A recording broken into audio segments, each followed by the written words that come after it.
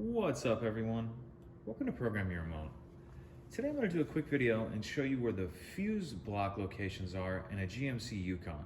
This is a 2015 here, but it's going to be the same on a few different years. This will also be the same on a few different GM models. So there's a fuse block in 3 different locations. The first one we're going to look at is located on the driver's side, just inside the door here, as you can see, just to the left of the steering wheel. And this panel on the left here pulls off. I've already got it loosened, as you can see. It comes off of there pretty tight. There's these clips in here, all along here rather, that are there. So what you want to do is just start on the bottom like this, get your hand on the bottom, pull, and then work your way around. And it does come off there pretty tight.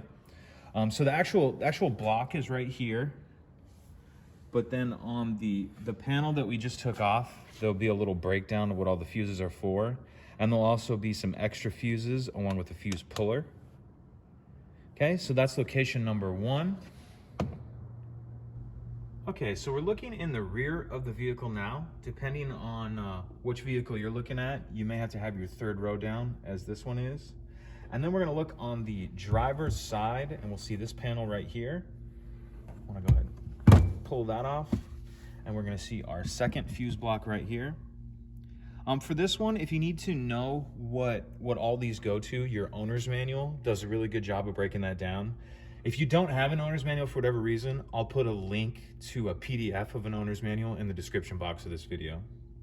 But that's the 2nd location. Okay, so for the 3rd and final fuse block location, we're looking under the hood. And again, we're on the driver's side, and we see this cover right here. What I want to do is push these 2 tabs in, and that'll lift up like that. And we can get that out of there. And this one on the underside of the cover has a breakdown of what all the things go to. So that's it, pretty simple. Those are the 3 locations. Again, if you have any questions of what any of that stuff goes to, your owner's manual does a pretty good job of breaking it down. And if you don't have an owner's manual, I'll put a link to a PDF in the description box below.